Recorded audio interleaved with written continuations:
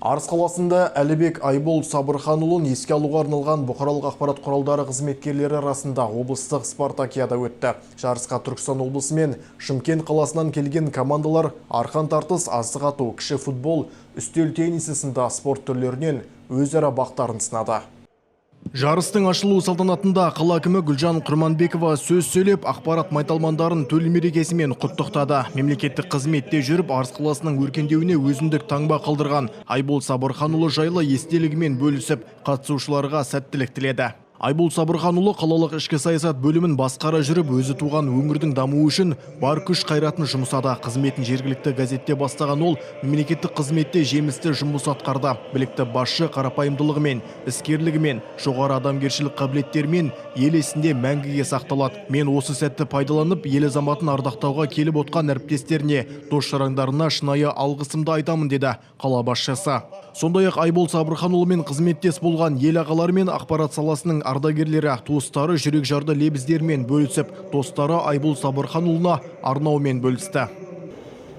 Айбол досыма, кім ұмытсын балдәурен балалығын, дос дегенің мен үшін даралығым. Айбол өлді дегенде дел сал күйде өң түстің ұқпадым аралығын. Ауыр қайғы жоқ сірә қазақ атең, ей ажал, сенің мына таза қатең. Елімде еңіреген ерте жастан досым-ау, тау тұлғалы азаматең. Жақсы адамдар еді ғой жанасқаның, баг атақ абыройға таласпадың. Парасатты пайымды палуаным, қасқырлы сен едің қараспанның.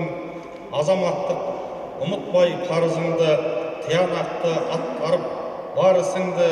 Қараспанды қалайша сүйген болсаң, шын сүйе білдің тағы арысыңды. Ұстамаған ешқашан өзің биік, тыңдаушы еді досым-ау сөзің дұйып. Елімде елбектеген жүрегіңді, кетті осы халықтың көзі тиіп жүргеніңде. Арыс қалалық ішкі саясат бөлімінің ұйымдастыруымен өткен жарыста 60-тан астам бақ саласының майталмандары спорттың 9 түрі бойынша сайысты. Атап айтқанда журналистер шағын футбол, дойба, асық ату, үстел теннисі, арқан тарту, ләңгі, қол күресі, кіртасын көтеру және шахматтан кіл мықтыны анықтады.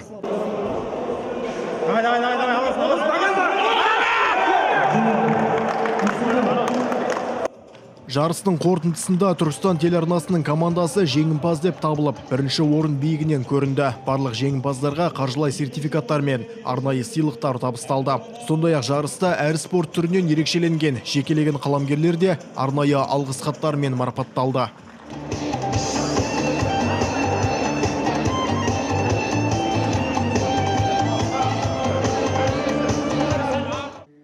Шара соңында Айбол Сабырханұлының дос-жарандары келген жұртшылыққа ақтастархан жайып ас берді. Айта кетейік, Айбол Сабырханұлы ата-анаға қайырымды ұл, ағайынға жанашыр жан, арқа сүйер азамат. Арыс қалалық ішкі саясат бөлімін бірнеше жыл басқарған ол өз ісінің білікті маманы. Мемлекеттік қызметте талай жыл тәжірибелі еңбек етті. Бүгінгі жиында Айбол Сабырханұлының айтылмаған қырлары жайында көптеген естеліктер айтылды.